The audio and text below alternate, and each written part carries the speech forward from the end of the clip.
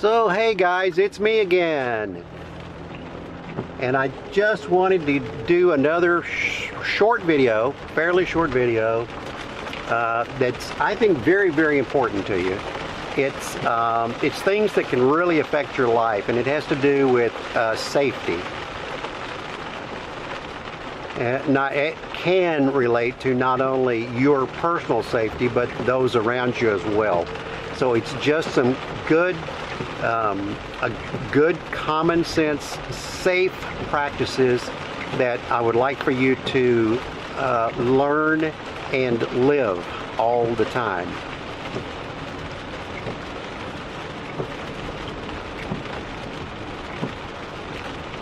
So here we go. I want to talk to you about fire safety and your personal safety. I know in your home you know where all of the exits are and how to get out, but in case of a fire, things get really crazy.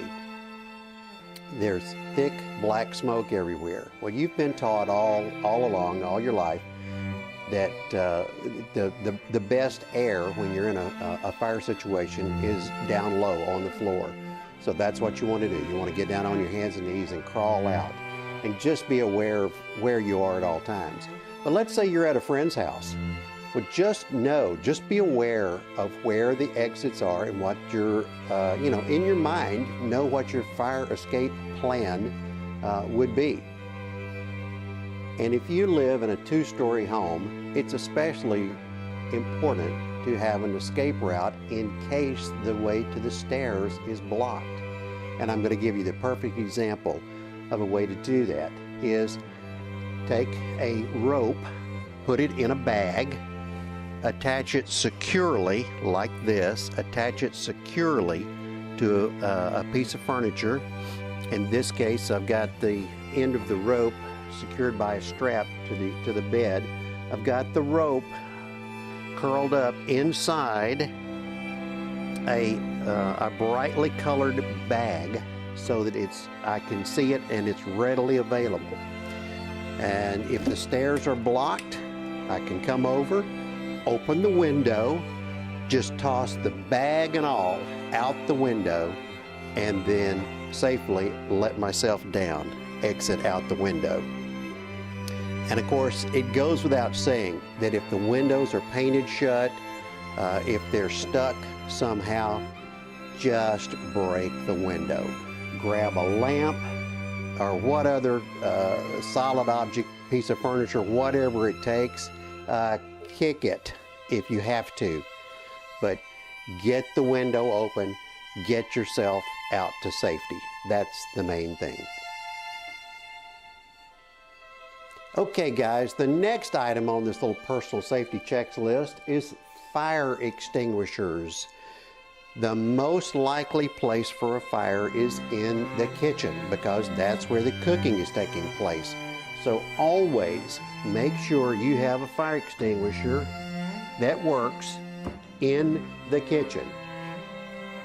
And in case of a grease fire, you can use baking soda, which there's always a box of baking soda in the refrigerator. Well, in most people's refrigerator anyway. But anyway, grab the box of baking soda.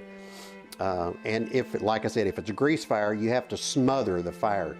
You can't put water on it. You can, if you take the pan, let's say, over to the sink and turn on the water, that's only going to make things worse. So the best thing to do is extinguish the fire in the pan. And the way to do that is by smothering it with baking soda, flour, whatever you have. Just cut off the oxygen supply to the fire. Put a lid on the pan. The next most likely place for a fire is in the laundry room, because dryers have a heating element inside and they generate a lot of heat.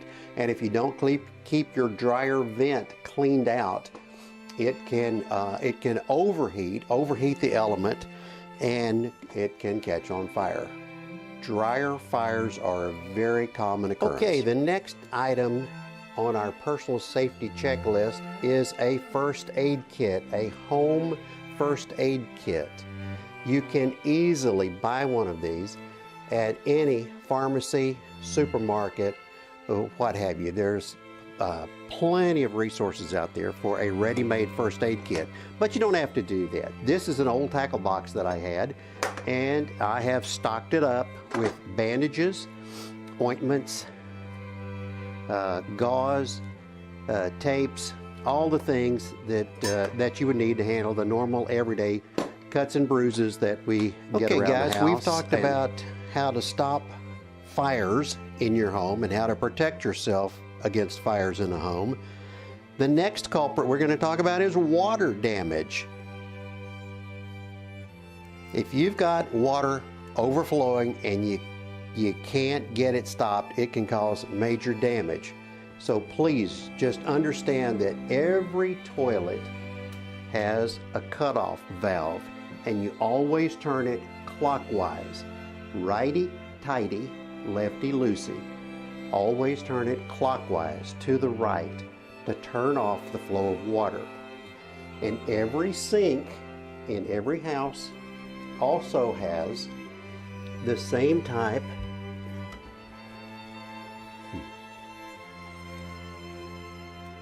Every sink also has the same type of water valve underneath. And once again, turn it to the right to turn off the flow of water. Okay guys, the next item on our little personal safety checklist is the electrical panel. Always know in every house you're in where this electrical panel is located.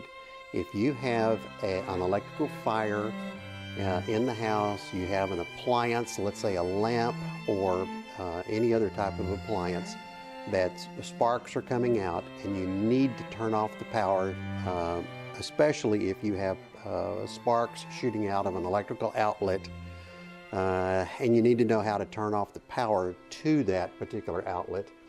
Find this electrical box, and in here are the individual circuit breakers to all the circuits in the house. And normally you can see, readily see which one is blown or not blown. If you have a catastrophic failure of some kind, there's always a big switch located either at the top or the bottom of the electrical panel. In this case, it's at the bottom. But that particular switch will turn off all the power to the entire home. The other kind of control panel, electrical control panel, would be what's called a fuse box. And inside there are these round type fuses that have a sight window in them so that you can look in and see if the fuse wire inside is severed or not from being overloaded.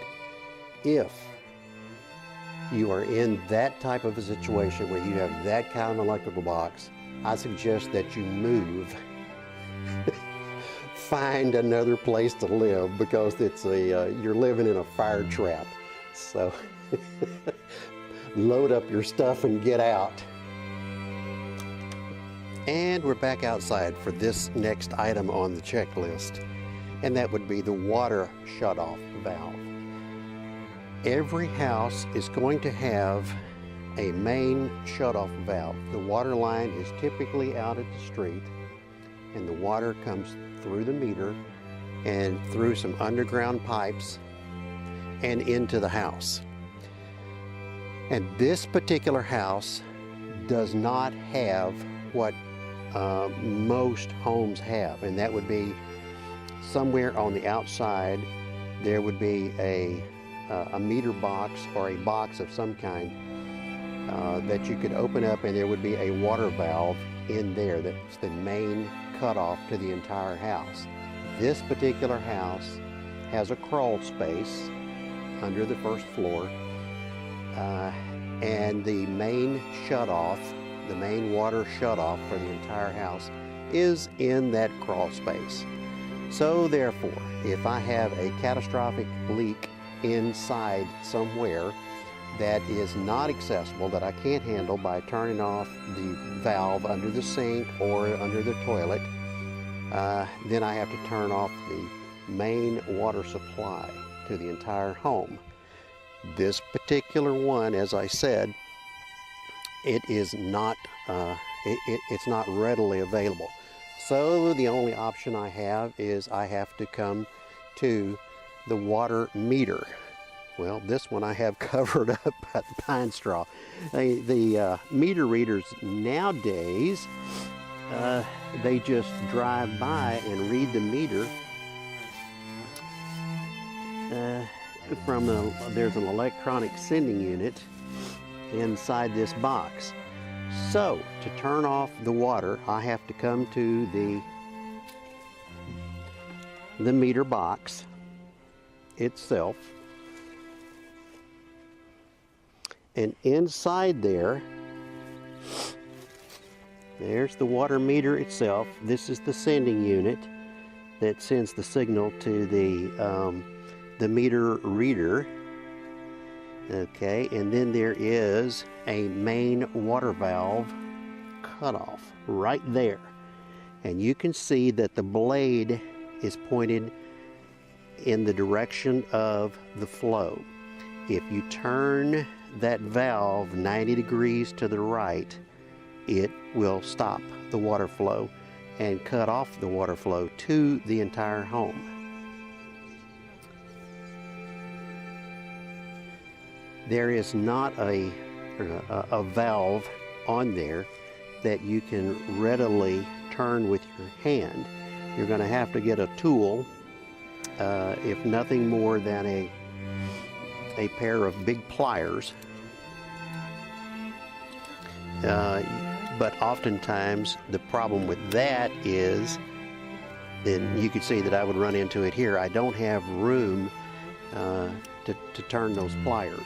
So at the local home center or hardware store, it's called a curb key, meaning that you turn off the water supply at the curb. And as you can see, it's designed to perfectly fit on that water valve. And you can, up here, you can get enough leverage to turn it off. And this is what that's what the plumbers use. Okay guys, so that's it. Just a few tips to help you handle those everyday emergency type situations that you find yourself in.